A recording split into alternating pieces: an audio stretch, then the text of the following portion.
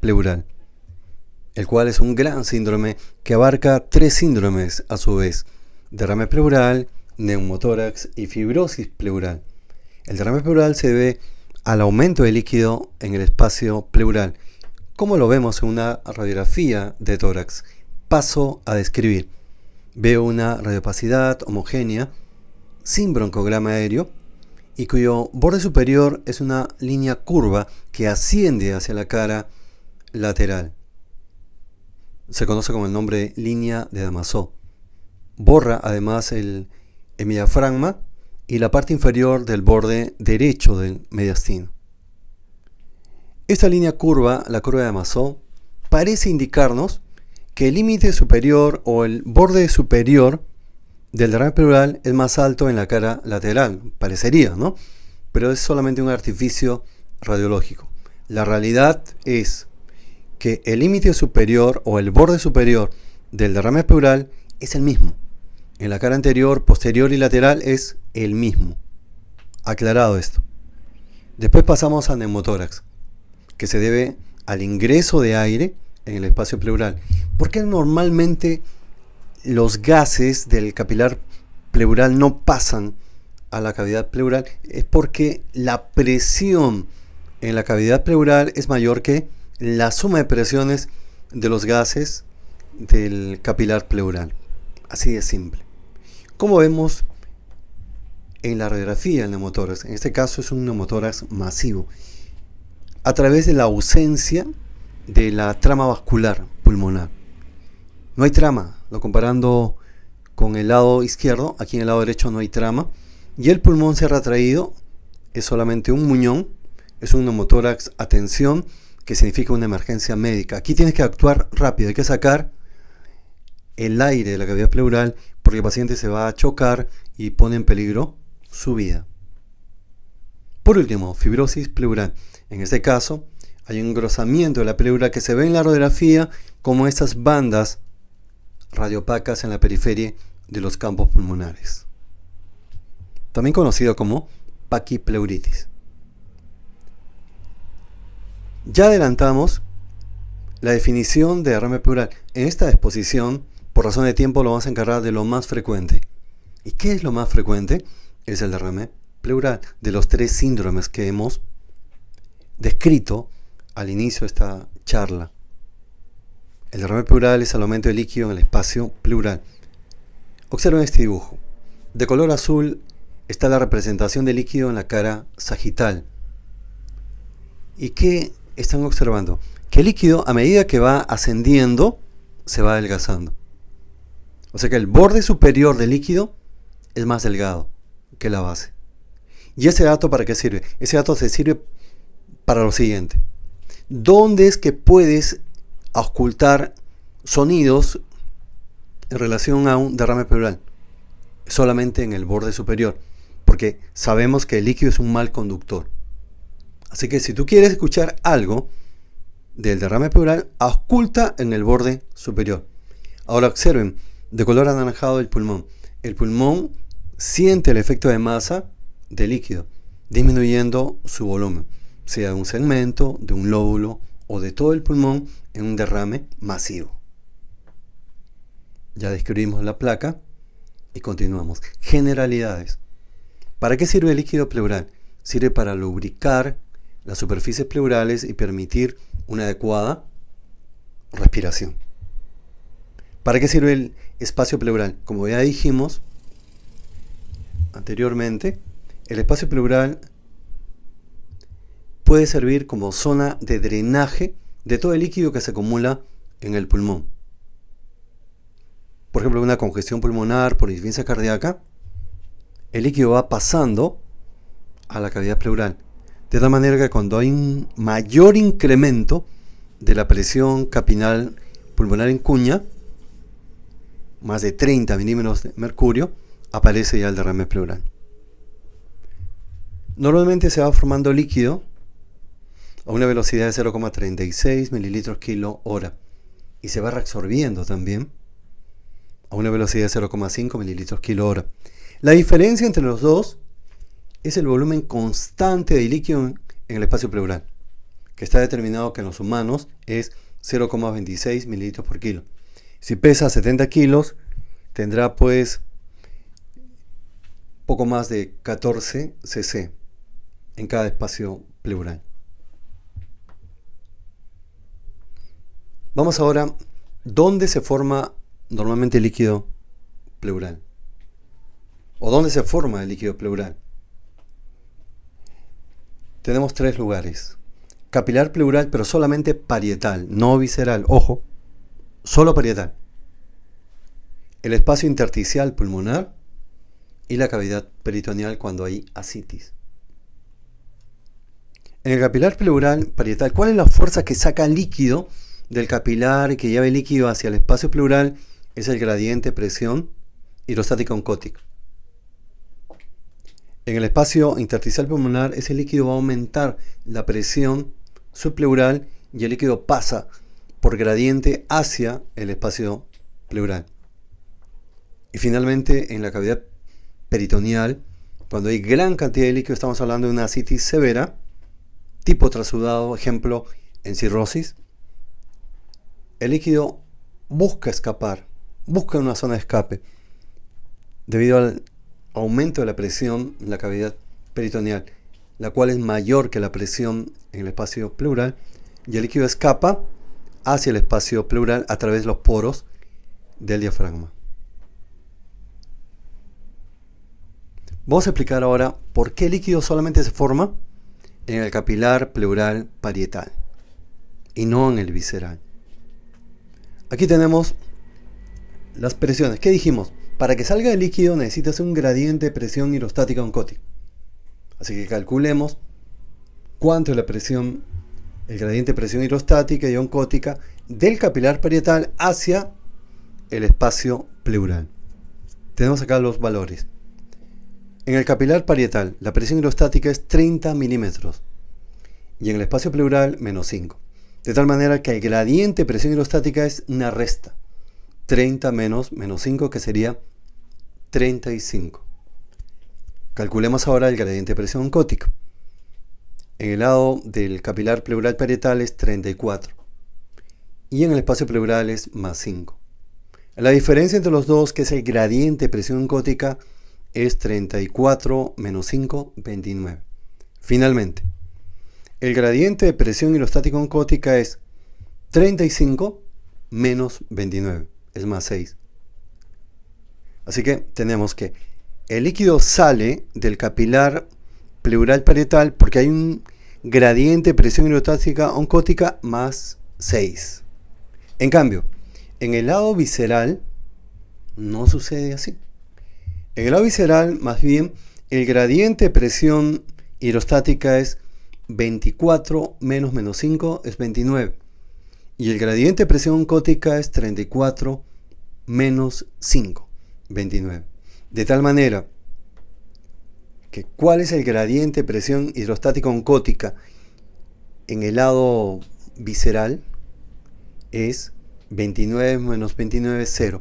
Por eso, finalmente, no hay movimiento de líquido en el capilar de la pleura visceral y solamente en el capilar de la pleura parietal, porque el gradiente de presión hidrostática oncótica es más 6, pero que está claramente explicado.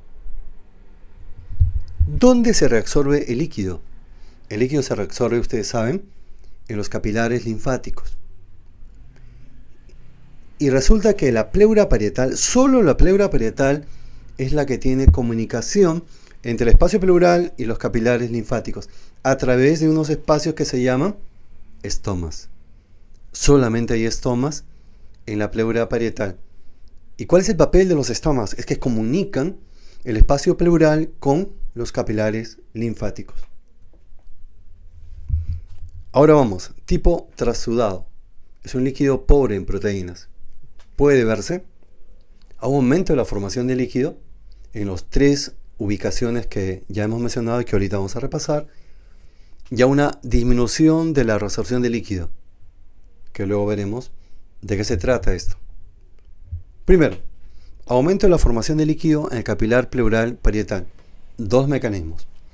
O por un aumento de la presión hidrostática, del gradiente de presión hidrostática, puede ser por insuficiencia cardíaca derecha o síndrome de vena cava superior, o por una disminución del gradiente de presión oncótica por pérdida de proteínas por síndrome nefrótico, por menor producción, cirrosis o carencial, desnutrición.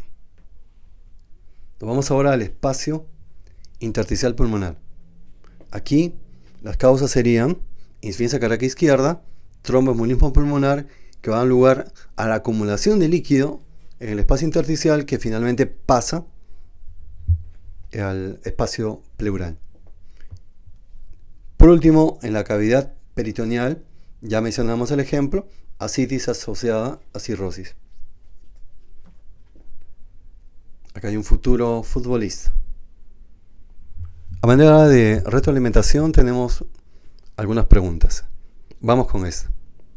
Dice, el trasudado pleural, o sea, un líquido pobre en proteínas, se produce por aumento de la presión capilar sistémica, y precisamente esta es la respuesta de lo que hemos mencionado, aumento de la presión hidrostática. Vamos ahora al cuadro clínico. Los síntomas son 3: disnea, tos seca y dolor pleurítico, que es sumamente característico. Tos seca se debe a que se estimulan zonas tusígenas, que en este caso es la pleura parietal y los bronquios pequeños. La disnea, estamos viendo acá una tomografía, un corte axial. En el lado izquierdo, hemitórax izquierdo, hay gran cantidad de líquido. Es un derrame masivo. Que vean cómo está produciendo una disminución del tamaño del pulmón.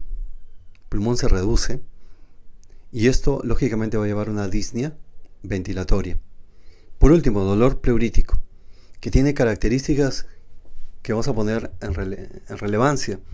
El dolor pleurítico lo identificamos primero porque es tipo punzada y porque aumenta con la tos, con el estornudo, con el esfuerzo. Lo que sí hay que aclarar que cuando se dice que el dolor pleurítico es el dolor de punta de costado, no es necesariamente cierto, porque va a doler donde esté la pleura inflamada y no solamente de costado. Eso en principio. Después se irradia el abdomen. ¿Por qué? Porque la pleura parietal también está inervada por los nervios intercostales que recorren la pared abdominal. Y cuando se irradia al hombro ipsilateral, está indicando una inflamación de la pleura diafragmática. Tenemos acá otra pregunta. El derrame pleural con características de exudado, o sea, un líquido rico en proteínas, se presenta en las siguientes enfermedades. Lamentablemente en nuestro Perú, la causa infecciosa que produce con más frecuencia derrame pleural sigue siendo la tuberculosis. Eso no cambia. En otros países es el derrame pleural paraneumónico, ocasionado por una neumonía. Y hay causas también no infecciosas. Tienen ahí en las mujeres jóvenes que tienen lupus eritematoso sistémico, puede haber un derrame pequeño, recurrente, hemático tipo exudado. También otro ejemplo claro es la pancreatitis aguda. El derrame se localiza preferentemente del lado izquierdo. Y lo más curioso es que hay causas que pueden producir un derrame pleural tipo trasudado y tipo exudado. Es bastante curioso eso. Y aquí tenemos dos ejemplos: mixedema y síndrome de Meigs. Mixedema se debe a hipotiroidismo primario. Puede producir trasudado o exudado, pero con más frecuencia, eso es importante recordarlo, con más frecuencia, exudado. Y el síndrome de Meigs es una triada: derrame pleural tipo trasudado, ascitis tipo trasudado y fibroma ovárico. Aquí, en el síndrome de Meigs también produce trasudado o exudado, pero con más frecuencia, trasudado. Y tenemos luego la insuficiencia cardíaca congestiva, síndrome nefrótico, cirrosis, que son causas de trasudados. Así que acá tengo dos respuestas: o es mixedema o es síndrome de Meigs. Pero por el criterio de frecuencia, que hemos dicho que mixedema produce con más frecuencia exudado. Vamos ahora al examen físico. ¿Cómo voy a reconocer un derrame pleural al hacer el examen de tórax? En la inspección ya sabemos que va a haber ahogamiento de todo el hemitórax o parte del hemitórax donde está el derrame pleural, y eso lleva a una disminución de la amplitud. Ahí tienen la sensibilidad, tienen la especificidad. Palpación.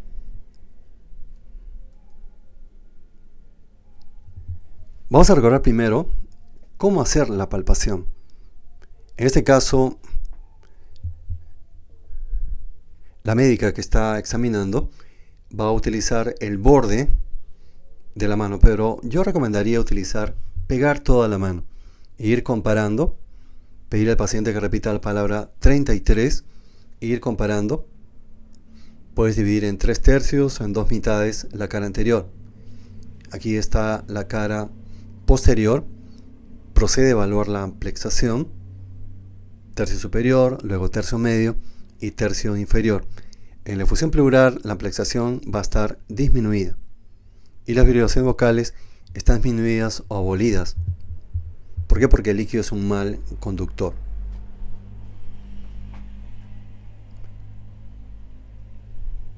Luego pasamos a percusión. Repasemos un poquito la técnica de la percusión utilizando el plexímetro. Es el dedo que se apoya en la zona que vamos a examinar, y el plexor, que en realidad son dos plexores, el dedo medio y el índice. Hacemos 2 golpes y vamos comparando, ubicando el dedo plexímetro a nivel de los espacios intercostales. En un derrame pleural vamos a encontrar matidez. Si el líquido es libre, va a haber una matidez que se desplaza, desplazable. Pero si está tabicado o es grande, es masivo, no va a haber matidez desplazable.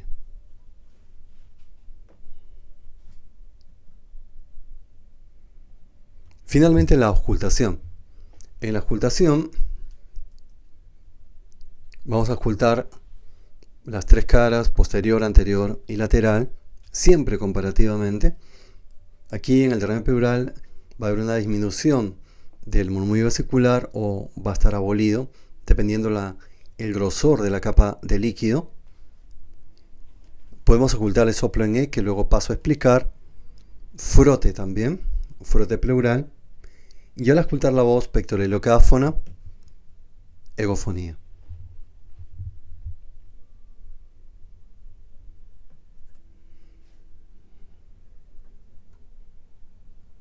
Unos datos adicionales.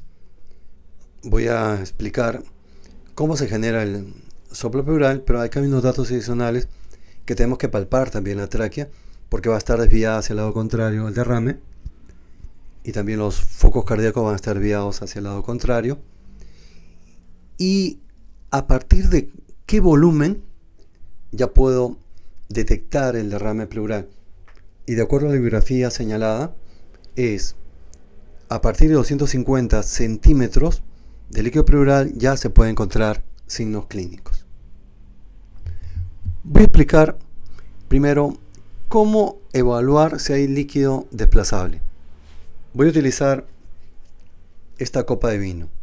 Vean, el paciente está sentado y yo voy a percutir de arriba hacia abajo hasta que aparezca la matidez y pongo una marca, pidiéndole permiso al paciente, obviamente, porque a veces encontramos pacientes que están llenos de marca de lapicero y no sabe quién ha hecho eso, pareciera que han estado jugando.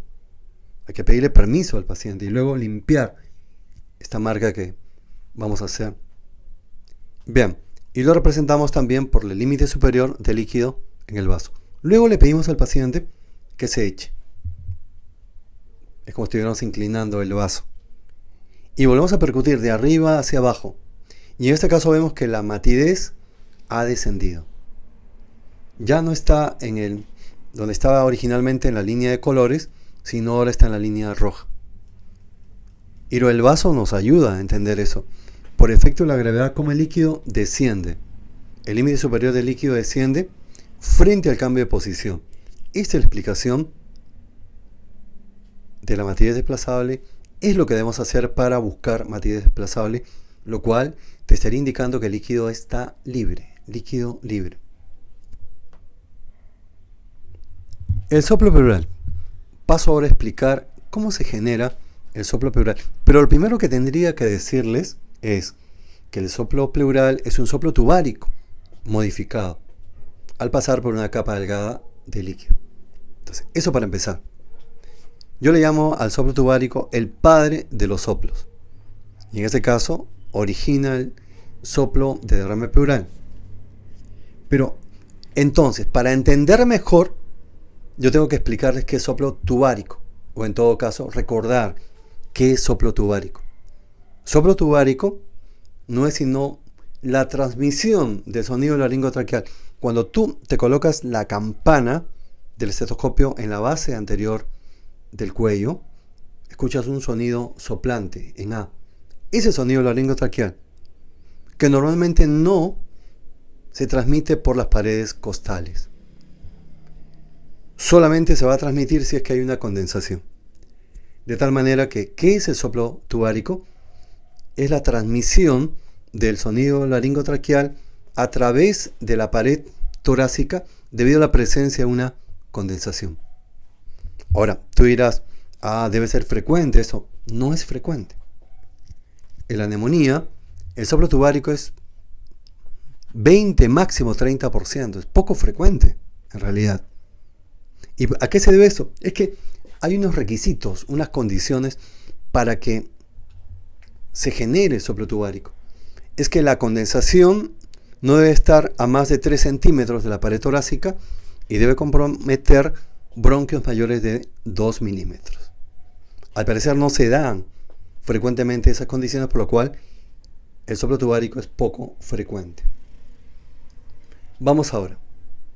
Tenemos acá, ya vimos este dibujo en antes, que está el derrame pleural, que en el borde superior la capa de líquido es más delgada y que el pulmón va disminuyendo su volumen por el efecto de masa del derrame pleural. Bien, entonces, ¿qué sucede acá?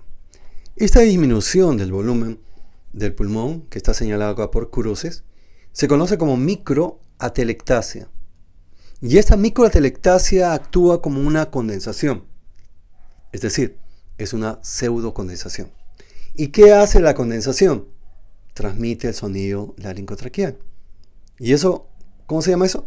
Soplo tubárico. Y estamos viendo acá. La pseudocondensación está transmitiendo el sonido laringotraqueal y genera el soplo tubárico. Soplo inspiratorio en A. Pero este soplo tiene que pasar por el borde superior del derrame, por la capa delgada de líquido. Y al pasar por esa capa delgada de líquido, se va a transformar. Este soplo inspiratorio en A se transforma en un soplo expiratorio en E. Y este es el soplo pleural. Yo creo que también se ha entendido esto. El soplo pleural es un soplo tubario o tubárico modificado. ¿Y de dónde se origina el soplo tubárico en un derrame pleural? Se origina por la microatelectasia. ¿Qué es la microatelectasia? Es el pulmón que ha disminuido su volumen debido al efecto de masa del líquido. El soplo pleural es el predominio expiratorio, soplo en E. ¿Dónde lo voy a buscar? En el borde superior del derrame. Eso es. Vamos ahora a la auscultación de la voz. Voy a encontrar el pectoral la voz cuchicheada que se escucha nítidamente. Esto va a ocurrir al inicio de la efusión pleural. Y esto te permite diferenciar entre una efusión pleural de una paquipleuritis, de una fibrosis pleural. ¿En cuál de las dos voy a encontrar pectoral solamente si hay líquido? Ahí hay pectoral. En la fibrosis pleural no encuentro pectoral. Después, la egofonía. Ego significa cabra, fonía, voz. Voz de cabra, una voz intermitente, semejando a la voz de una cabra, voz nasal. Pero también se le pide al paciente que diga la letra E y se escucha como una A, como van a escuchar ahorita. Y eso se debe a que el pulmón en este caso transmite mejor el sonido de baja frecuencia que el de alta frecuencia, siendo el sonido de la E de alta frecuencia y de la A de baja frecuencia.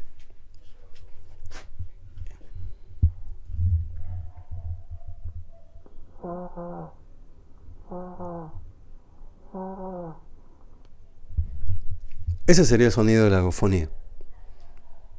Dice una E y se escucha una A. O es una voz intermitente, temblorosa, nasal, conocida como la voz de cabra.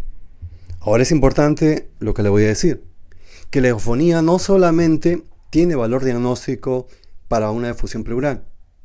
Esto es lo que llama mucho la atención. La agofonía también es un signo importante de la condensación y que tiene un LR bastante alto, más 8. Un LR permite confirmar el valor diagnóstico, en este caso, de una prueba. A mayor LR, el LR es el Likelihood Radio, es cuando la prueba es positiva, prácticamente está confirmando el diagnóstico, en este caso, de derrame pleural. O podría ser de una condensación también.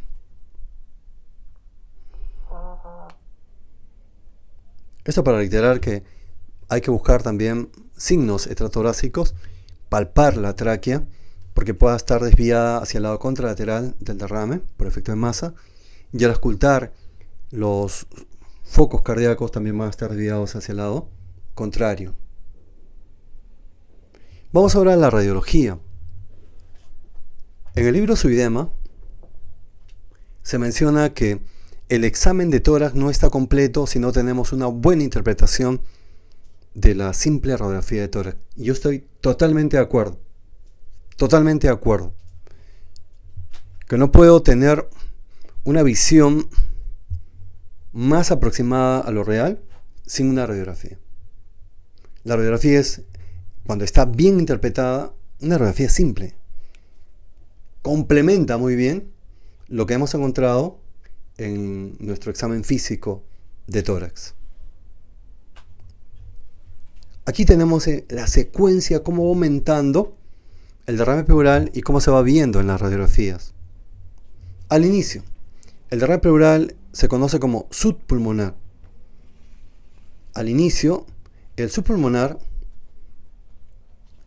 cuando tiene menos de 200 cc en la incidencia frontal, lo que se va a observar es una aparente supraelevación, o elevación, mejor dicho, del diafragma. O sea, aparentemente lo que estoy viendo es una elevación del diafragma. Pero en realidad no es una elevación del diafragma, sino es el líquido. El líquido que se está alojando debajo del diafragma. Por eso es un derrame subpulmonar. O debajo del pulmón, mejor dicho. El líquido se está alojando debajo del pulmón y semeja una elevación del hemidiafragma. Derrame subpulmonar. En una lateral se aprecia con menor volumen de líquido, con 5 cc, ya se puede apreciar esta banda radiopaca, el paciente está echado de cúbito lateral. Sin embargo, esto a raíz del COVID, sobre todo, el COVID, que ya se ha puesto de moda, la ecografía torácica, pero ya desde antes se utilizaban para determinar el volumen del derrame pleural las tomografías torácicas. Ahora están muy de moda las ecografías torácicas. Luego, acá tenemos ya la obturación del seno costodiafragmático, cuando ya el volumen es de 200 cc y 50 cc en la vista lateral. En la imagen típica del derrame pleural que hemos visto anteriormente, con la curva de Damasó, 500 cc por lo menos. Y por último, la derrame masivo. Lo describo. Estoy viendo acá el campo pulmonar izquierdo, una radiopacidad en todo el campo pulmonar izquierdo, sin broncograma aéreo, que está borrando el diafragma y borra el borde izquierdo del mediastino y lo está desplazando hacia el lado contrario, al igual que a la tráquea. Conclusión, derrame masivo. Varios litros acumulados de líquido pleural. En este caso, le digo una cosa para poder motivarlos. En este caso, no piensen, dicen, derrame masivo, está con hipoxemia, tiene dificultad para respirar, sácale pues varios litros y con eso lo vas a ayudar. No, falso, no es así. No es así. Hay un límite, que es 1 litro. ¿Quieres ayudarlo? Remueve solamente, retira solamente 1 litro y que sea lento. Pero ¿y por qué no 2, 3 litros? ¿Se respiraría mejor? No. ¿Por qué? Porque ese pulmón está colapsado, ¿sí o no? Está colapsado. Y si tú retiras el líquido, vas a descomprimir varios litros de líquido, vas a descomprimir bruscamente ese pulmón que está colapsado, y esa descompresión brusca del pulmón va a llevar un edema agudo pulmonar de un solo pulmón. Qué interesante, ¿verdad? Edema agudo pulmonar de un solo pulmón. Así que no hagamos eso. Y por otro lado, también hay otra razón, que sacándole varios litros no vas a mejorar necesariamente la presión arterial de oxígeno. Porque cuando es un derrame masivo como el que están viendo acá, generalmente también hay compromiso parenquimal, compañeros. Si hay insuficiencia cardíaca, hay congestión alveolar, tuberculosis o el cáncer. Esta es la curva de Masó, así se escribe Damasó. Después ya hay otras formas de derrame tabicado.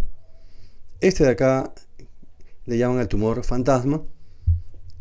Ves ahí un quiste que sigue el trayecto de la cisura menor, y también puede seguir otro quiste que sigue el trayecto de la cisura oblicua. Son en realidad derrames enquistados, cisurales, y tú le das diurético y al día siguiente ya está, le tomas una placa de control y ya no hay estas masas quísticas. Por eso le llaman tumores fantasmas. Respecto a la ecografía torácica, es superior la ecografía de tórax en la identificación y cuantificación del derrame pleural. Puede mostrar características específicas para cuando sospechas en causa maligna, y es más sensible que la tomografía en la detección de tabiques en derrames paraneumónicos. Son las ventajas de la ecografía. Esta lámina que me gusta mucho es de radiología clínica. En realidad, yo creo que para un estudiante de medicina, las ciencias básicas orientadas a la clínica serían muy interesantes. Si tú me enseñas radiología clínica, presto más atención. Si tú me enseñas microbiología clínica, presto más atención. Al menos desde mi experiencia personal. Así que hagamos un poquito de radiología clínica. En base a lo que estamos viendo, podemos predecir causas. Y lo primero, tenemos un derrame grande. Y es un derrame grande cuando es la mitad del hemitórax. Entonces lo divido, otra vez les menciono que tienen que hacer sus esquemas. Hagan sus esquemas. Y podría poner una flecha infecciosa y otra flecha no infecciosa. Infecciosa, pues tuberculosis. Y las no infecciosas, benignas y malignas. Benignas, insuficiencia cardíaca, la causa más frecuente. Y malignas, neoplasia maligna pleural. Son causas de derrame grande, que fácilmente llegan a convertirse en derrames masivos. Derrames bilaterales, también. Trasudados y exudados. Trasudados, la insuficiencia cardíaca que ya mencionamos y el síndrome nefrótico. En realidad, cuando ustedes vean derrames bilaterales, primero piensen en edema generalizado, que puede ser cardíaco, hepático, renal y desnutrición. Como causa, sobre todo si el límite superior del líquido es similar, del derrame es similar en ambos. Si es asimétrico, ya hay que pensar en exudados. ¿Qué exudados tenemos? Lupus eritematoso sistémico, neoplasia maligna, tromboembolismo pulmonar. En el hemitórax derecho, lo mismo, por edema generalizado, cardíaco, hepático y hay que incluir ahí el síndrome de Meigs. Y del lado izquierdo sí es mención aparte, porque no solo es por pancreatitis aguda, hay otros ejemplos también. Tienes ahí disección de aneurisma de aorta, rotura de esófago, es quirúrgico, o infarto o rotura de vaso. Es en el lado izquierdo.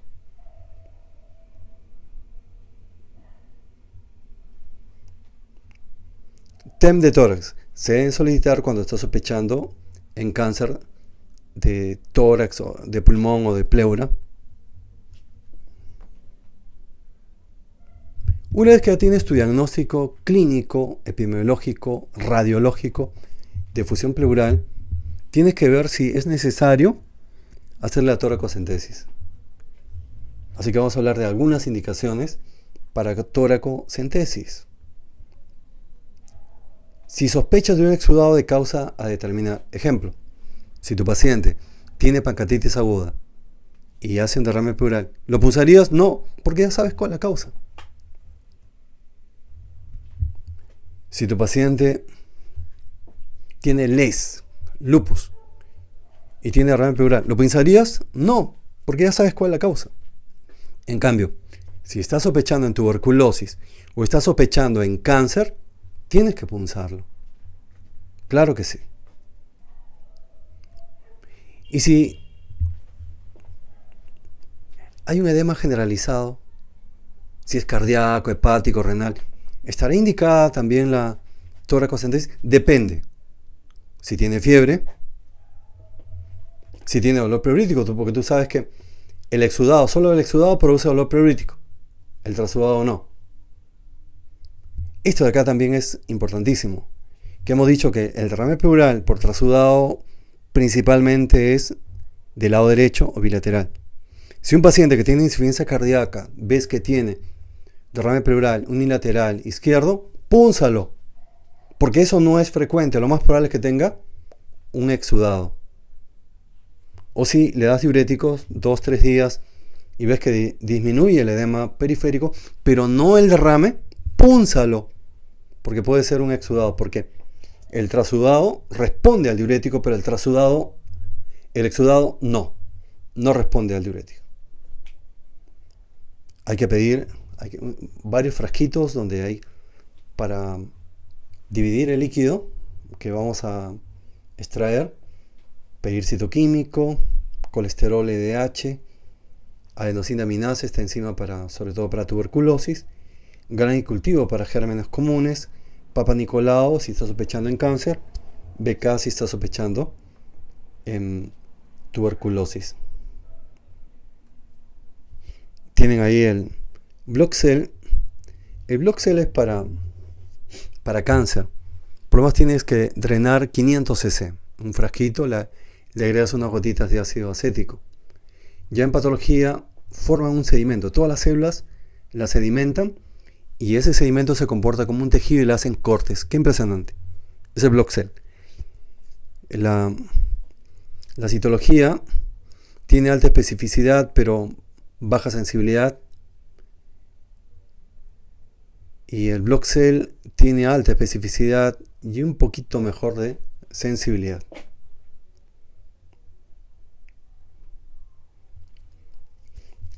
Una vez que ya tienes el líquido, tienes que aplicar los criterios de Light para ver si es un exudado o un trasudado. Son 3. La relación de proteínas del líquido pleural con las proteínas séricas mayor de 0,5. La relación del LDH del líquido pleural con el sérico mayor de 0,6 y el LDH pleural más de 2/3 del sérico.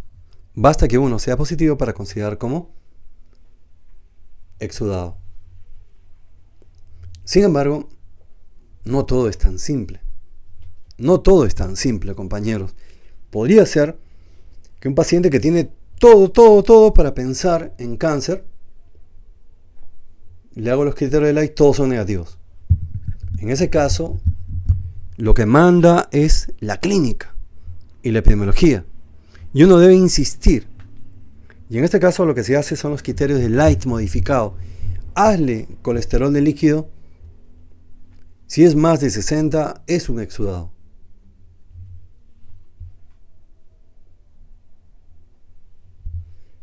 A veces hasta se le hace la biopsia de pleura, pensando en cáncer, y la biopsia, el Papa Nicolau, el Block-Cell y la biopsia de pleura, y todo sale negativo. Pero el cuadro clínico te está diciendo, te está gritando que esto es un cáncer de pleura. Es ahí donde tú debes insistir. Tienes que insistir. Y lo que hay que hacer es hacer una biopsia dirigida mediante toracoscopía, donde vea el neumólogo o el cirujano de tórax dónde va a biopsiar. Y a veces se demuestra que es un cáncer. Vean este caso clínico. En el estudio de líquido pleural obtenido mediante toracocentesis se obtuvo una relación de proteínas del líquido pleural sobre las séricas y LDH del líquido pleural sobre el sérico menor de 0,6. Estos hallazgos orientan al diagnóstico de un trasudado y la causa de insuficiencia cardíaca congestiva, que es una de las más frecuentes. Las demás, derrame paraneumónico, empiema, pleuritis, mesotelioma. Mesotelioma es el cáncer de pleura primario, donde hay una exposición previa a asbesto por más de 10 años. Todas las demás son causas de exudado. Analicemos ahora, ya son las últimas láminas, analicemos el líquido. Todas son causas de exudado. Vean. ¿En cuáles predominan los polimorfos nucleares? En el derrame paraneumónico, en el empiema, ni qué decir, pero también al inicio, ojo, en tuberculosis. Al inicio en artritis reumatoide, en LES, van a predominar los polimorfos nucleares. Luego, ¿en cuál va a haber consumo de glucosa? En el empiema, menos de 40 miligramos por decilitro.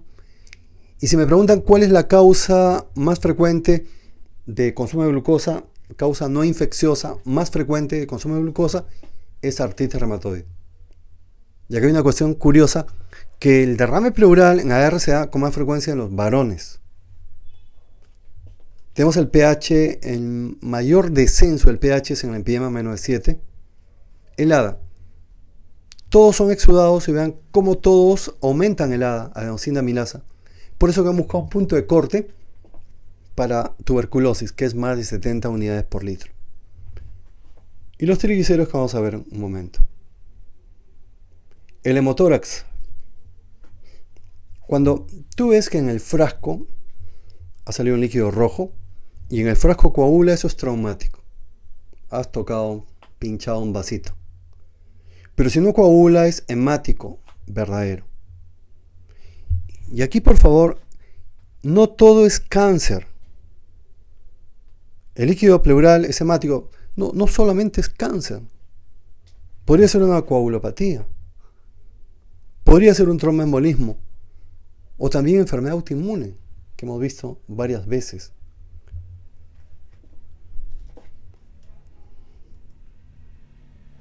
Están viendo ahí cómo se debe realizar la toracocentesis ya cuando estén en curso de medicina interna, cuando sean internos. Lo hace con una llave de tilpevía y están observando que está drenando líquido hemático. Puede ser cualquiera de estas causas que estamos mencionando.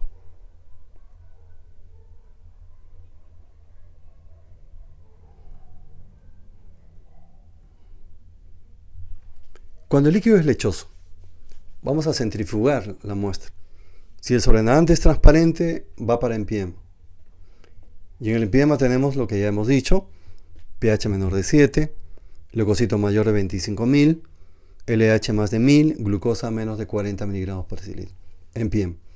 Pero si el sobrenadante sigue siendo lechoso a pesar de la centrifugación, tengo dos posibilidades: que sea un quilotórax o un pseudoquilotórax. ¿Cómo puedo diferenciar ambos? Porque ambos son lechosos. En ambos está aumentado el colesterol, pero la diferencia está en los triglicéridos, que solamente en el quilotórax está aumentado por encima de 110 miligramos por decilitro. El pseudoquilotórax, tuberculosis, cáncer, artritis reumatoide. ¿Por qué se da el pseudoquilotórax? Porque hay abundantes linfocitos y eso va a llevar al incremento del colesterol. Quilotórax puede ser espontáneo, no traumático, traumático e idiopático. Y de los espontáneos es destacar el linfoma, los linfomas, linfoma mediastinal. Cáncer pulmón, sobre todo de células pequeñas. Y como causa infecciosa, tuberculosis, de todas maneras. Y el traumático por ruptura del conducto torácico es una iatrogenia quirúrgica.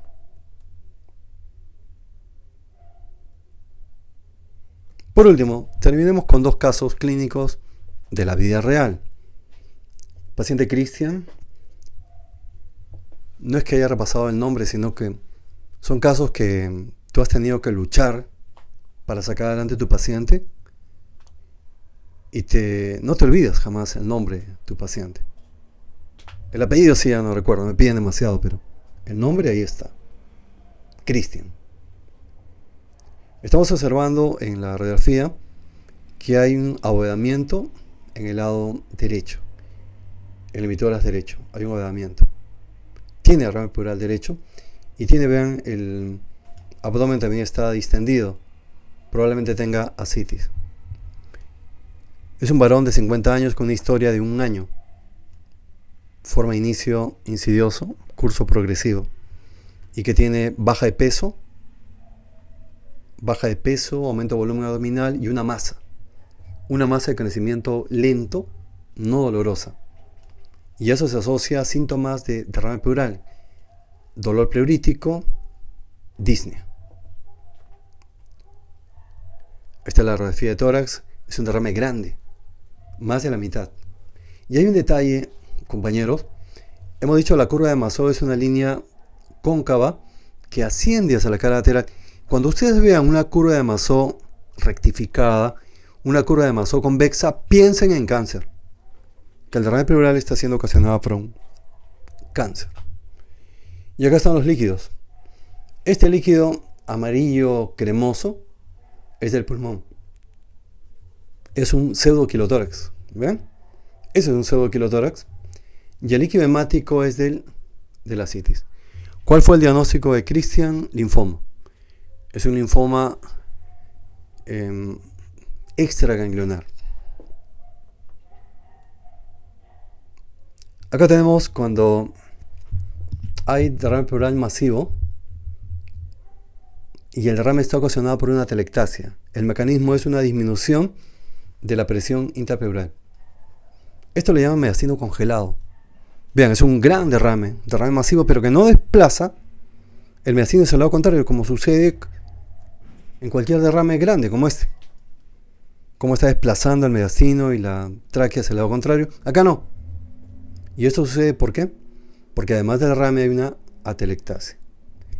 Y esto, lamentablemente, la causa más frecuente es cáncer.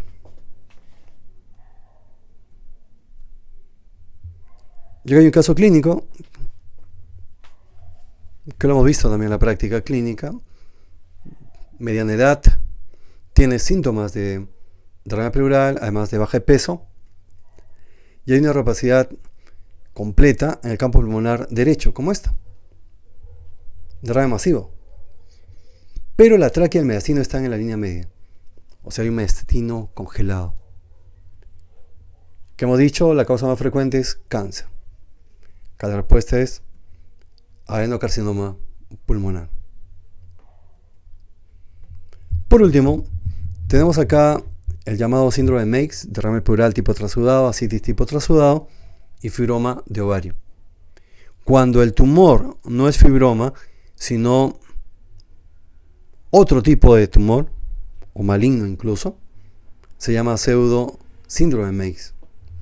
Hay otra que es más curiosa todavía, pseudo síndrome de Meigs. En este caso, un paciente con LES, lupus eritematoso sistémico, que tiene derrame pleural, que tiene ascitis y valores elevados del CA 125, simulando que es un tumor de ovario, un cáncer de ovario, el cual no es. Y esto es ya para terminar el empiema. ¿Cuándo sospecho un empiema? Cuando no cae la fiebre. Es un paciente con derrame pleural que incluso está con cobertura antibiótica y no cae la fiebre.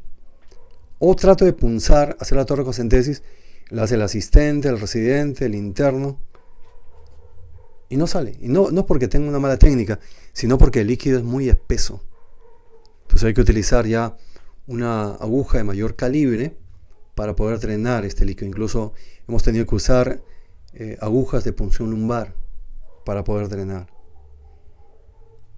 Los criterios ya han sido mencionados, así que terminamos con este caso clínico. Es una mujer adulto mayor que ingresa por NAC con evolución desfavorable, fiebre persistente y hace un derrame paraneumónico. Pero es un derrame grande porque por lo menos está en la mitad inferior del hemitórax izquierdo. Así que le hacen la toracocentesis como debe ser y encuentran que el líquido es lechoso. Y si el líquido es lechoso, ¿qué dijimos? Si lo vamos a centrifugar y el desordenante sigue siendo lechoso, tengo dos posibilidades. O es un quilotórax o es un pseudo quilotórax. Y si luego centrifugar el desordenante es claro, sospechar un empiema. Aquí estamos sospechando un empiema por todo lo que les he contado, por la fiebre persistente. Es una complicación. Es un derrame pleural, en todo caso, infectado. pH menor de 7, glucosa menor de 40. A pesar que el GRAM es negativo, esto es un empiema. ¿Cuál es el diagnóstico más probable? Es empiema.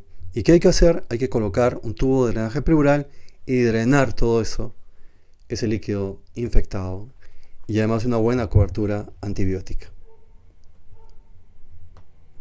Muchas gracias.